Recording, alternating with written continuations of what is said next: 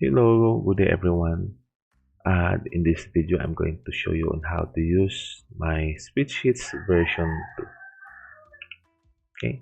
Now, this is the new interface of Spreadsheets version 2. Now, meron tayong first column dito. I hope makita nyo yung aking arrow na nalagay. These are the buttons for each tab na ginawa ko. Now, lahat ng naka-yellow dito, pwede nating i-change, no? Lagyan natin ng value, yung subject code, yung subject, yung semester, pwede natin yan palitan. Okay? Kung summer ba or second sem or first sem. Yung section natin, all you need to do is to write sa section. Yung time, pwede natin palitan to. Yung day and the school year, pwede natin palitan by dragging the drag down menu. Hindi na nga lang makikita sa ating video. Also, the school year, pwede nating palitan. Okay? Mayroon tayong naka-default dito na mga school name. So, the information kailangan natin for our spreadsheets, once we submit our grade sheets, are the names, of course. Yung name ng teacher, yung school din, academic din. And yung bago sa ating ginawang spreadsheets, no? Yung pinakabagong feature is the grading scheme. Take note, yung ating bagong grading scheme for this school year is the modified carry-on times 75 plus 25. So, naka-default siya. Pero in these spreadsheets, maganda kasi dito, pwede natin i-combine yung new students and old students within just one sheet. You don't have to separate another spreadsheets for the old or new students. So, this is applicable. So, ang gawin lang natin, we'll go to the input names. This is the tab where we write all the names of our students. But I suggest when you write the names, kung pwede i-separate natin yung ating old new students and the new students. Actually, I just write this dash line here, no, to separate my students. For example, yung 1 to 5, this will be my new students. Tapos dito sa kabila, this will be my old students from the old grading system. So, para ma-identify natin, later on, once you compute the grade, dapat dito, kung gusto nyo kunin yung grade, you go back to the home, dapat nakalagay dito yung new.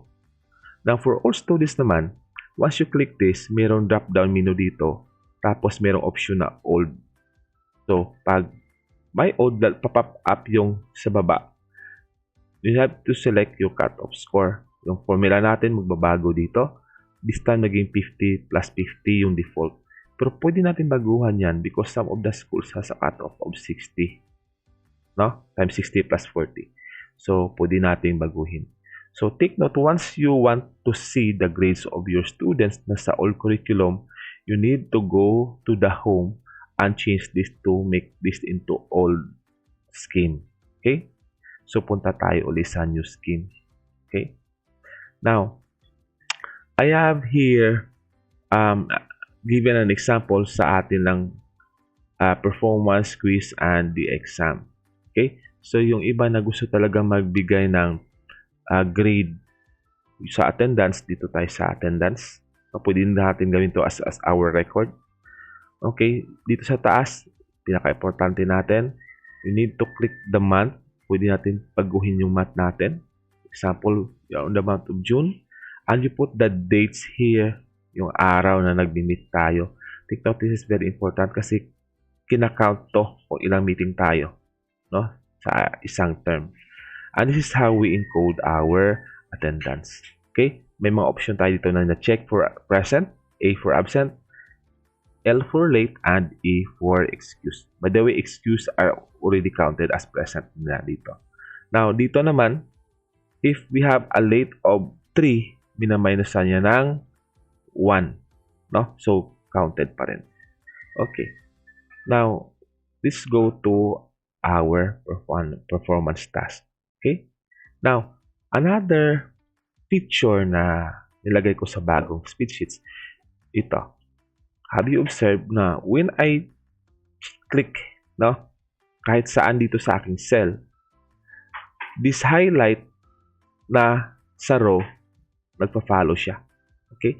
Yung purpose kasi nito, once we click one student dito, it's easier to encode the scores, di ba? Mag-guide siya para hindi tayo matalang ang matata kung di ta mag-encode. Okay. Now, when you have our evaluation, for example, dito sa assignment natin, mayroon akong first evaluation, mayroon tayo dito nakalagay na 8 evaluations per term. I think hindi naman siguro to mauubos. I hope. Tapos dito sa taas, need to put the date. Once you type the date, ang gawin nyo, you first put the day, dash yung month, and then yung year. No? 2024. Okay? And then you press enter. Okay? By the way, ito po yung birthday ko, no? Now, for example, dito sa prefix scores natin, I have a prefix score of 50. Now, when I put the scores here, for example, yung first student ko nakakuha ng 45. Okay.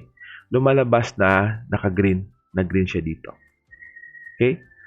For example, another student got a grade of 30. Now, naging pula siya dito. Pag pula, hindi ibig sabihin na siya yung bagsak. It means siya yung pinaka-lowest. Since dalawa pa lang yung aking student ang lagyan ng score, lumabas na siya yung lowest. Paano kung mayroon pang mas lowest? Nakakuha for example lang 10. Now, siya ngayon yung pinaka-pula. Tapos yung student ko nilagyan ko ng 30, nagbago yung kanyang kulay. Paano kung mayroon pa rin mas mababa? Sige, nakakuha siya ng 0. Ngayon, yung 0 na yung pinaka-bababa. So, take note, nagbabago yung ating kulay, no? Sa ating grade equivalent. So, from that column, malalaman natin kung sino yung highest and the lowest. Okay? So, makikita natin kung sino yung nasa gitna, o nasa pinakababa, o nasa passing, no? So, talagang yung green is the highest and red is the lowest. So, nagbabago yung kulay. Pero dito naman sa ating right side, now, yung average grade natin, isa lang yung nag-color green. Ibig sabihin, sa 4 sila, siya lang yung pumasa. Okay? For example, naglagay ako dito ng another score. For example, naglagay ako dito ng score na 47. Ngayon, siya na yung pinaka-green. Tapos dito, lumabas na sa average grade sa dulo, nag-green siya. Ibig sabihin, pumasa siya. Okay? Now, let's go to our quizzes. Okay. The same pa rin yung pag-encode natin. We can put the date here. Okay. Una yung day. Tapos yung month. Tapos yung year. Okay. Now, the same pa rin yung ating method, no? Nung paglagay ng mga scores. Okay. Katulad din sa ating assignments. Okay. Now, for the exams, the same pa rin yung ating pag-encode, no? But po sa exams, dito, hinula na tayong color scheme na green yung highest, tapos the lowest will be red. Dito, makikita lang natin kung sino yung pumasa, tapos sino yung bumagsak. Okay. So, for example, dito, meron akong 10 na prefix score. If I'm going to put a score of 1, bumagsak. If I'm going to put a score of 9, means he passed. So, mas madali natin makikita or we can count the students kung ilan yung pumasa, ilan yung bumagsak sa ating exam. Okay? Now, pupunta tayo dito sa ating term grades. So, sa term grades natin, pwede nating makita dito every term, no? Kung ilan yung ating row scores, and the scores, tapos yung weight natin. Take note dito sa taas, dito ako naglagay ng 20% for my performance task, for my quiz 30, and my 50 for my exams. So, paano kung sumubra ako? Example, naging 30 yung lagay ko dito. Okay, take note, dito nung lumabas na, nag-black yung cell na to, tapos lumabas ng 110% yung aking total. Tapos lumabas dito yung please correct criteria. Okay? So baguhin ko dito, balik ko sa 20 para mag 100%. Okay, pag mag 100%, lumabas dito yung 100 tapos naka-total grade. Tapos naka-green na siya. It means okay.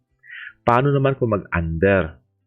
Example, magiging ako ng 10%, maging 90% siya. So magre-read dito. So still, lalabas yung please correct criteria. Okay? So that is a guide to check if our criteria equals to 100%. Okay? So, pwede din natin ma-view all. Makita natin lahat in each term. Okay. Now, dito may button tayo na first and second term. So, sa first and second term, pinapakita yung grade ng first half. It means this is the average of the grade of the prelim and midterm. So, dito nakalagay kung sino yung pumasa, sino yung bumagsak. Tapos, yung ating third and fourth term, ito yung second half. Ito yung ating pre-final and final grade. Now, if you want to click the final grade, dito lalabas lahat. Now, another feature na nilagay ko dito sa ating bagong speed sheets is the interval. Yung interval kasi natin, this is to make a decision kung anong round of thing yung gamitin natin sa ating mga scores. Take note. No? Let's give an example. Take note of the values 83.11, 81.63, and 42.94. Now, may option tayo dito sa interval. Ngayon, naka-none yan. No? May option kasi yan, hindi na makikita sa ating video. Now, we have 0.05, 0.1, 0.2, 0.5, and 0.25 and 0.5 na option. For example, if I'm going to click the 0.05, you watch the values, no? Babago yan. Yan. So, ang 83.11 naging 0.15, no? Nagbago yung decimal natin. So, meron tayong option yan. Kung gusto ko mag-whole number yung decimal, I'm going to choose 0.1. Yan, mag-whole number yung decimal natin. So, it's up to the teacher kung anong round of values yung gagamitin niya. No? This will also help the students kung talagang gusto nyo batakin yung kanilang mga grade, pwede. So, pwede rin na sa first half and the second half, pwedeng nakanan lang ako. Dito ako sa final grade magbabatak sa kanila. No? Pwede kong i-change yung kanilang decimal para makatulong sa pagbatak sa grade ng mga estudyante. O pwede rin yung row talaga yung ilalagay nyo. But this is a good option where we have the freedom to what? To give them yung decimal as what? Interval in value. Okay?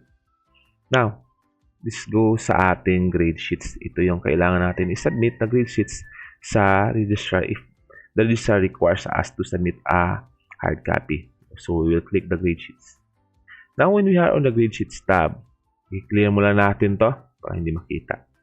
Now, we have the controls here, yung show midterm, show final. Yung purpose kasi nito, kung midterm lang ipapasa sa atin, just click the midterm. So, it will only show the midterm grades. Okay? So, kung final lang ipapakita natin, final lang ipapakita niya na grade. Or pwede both. No? By the way, dito sa remarks, you can write this, the remarks manually. No?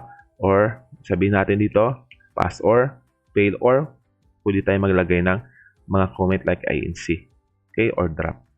Now, dito naman, meron tayo ditong print tapos save PDF na button.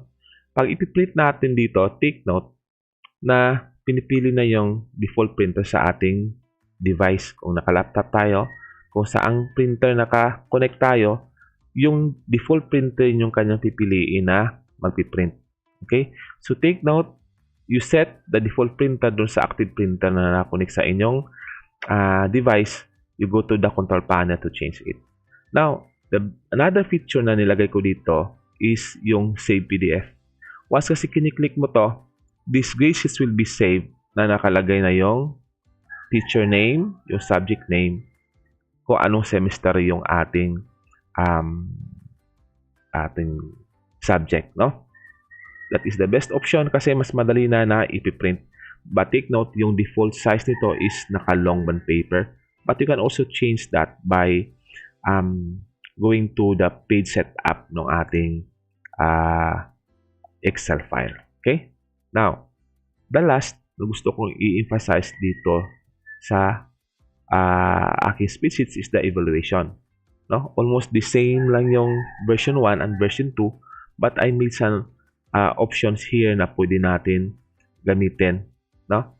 Ito yung last feature na ina-add ko sa aking spreadsheets version 2 is yung save PDF. Kasi dito, if the students wants to see their performance, no? Nakalagay dito yung performance per term, naka-chart, no? Para makikita nila kung saan sila maliit yung score or malaki yung kanilang score. Okay? For example, gusto lang natin ipakita yung kanyang prelim, no? Or pwede i-view all na lang lahat. Pag ni-save PDF mo to, automatic na magsisave siya sa PDF. Ang gawin mo lang is to change the name of the student, no? Kasi may nahirapan ako mag-change automatic sa name ng students sa Visual Basic. Kaya you have to write the name of the students manually dun sa file ng pag-save ng PDF. So ito yung sisend natin sa mga estudyante natin. Naka-PDF format siya if they want to see their performance sa kanilang subject. Okay? So, don't forget, if you're going to click this one, no, it will go to my personal profile. Okay? Tapos meron akong QR code dito if you want to donate. Kung you like the program, you can donate to my GCash. Okay? So, if you have clarifications, if you want more tutorial, you can visit me or message me on my Facebook account para maturuan ko kayo on how to use these spreadsheets, no? If you want to learn more about it. So mga baguhan na hindi pa alam paano gamitin yung aking print spreadsheets, now you can contact me on my Facebook. I hope this video will help you on how to use these spreadsheets. So mas madali na lang yun sa mga nakagamit na ng version 1. So, sa mga hindi pa nakagamit, I hope that this video will help you. Thank you very much. Thank you for watching my video.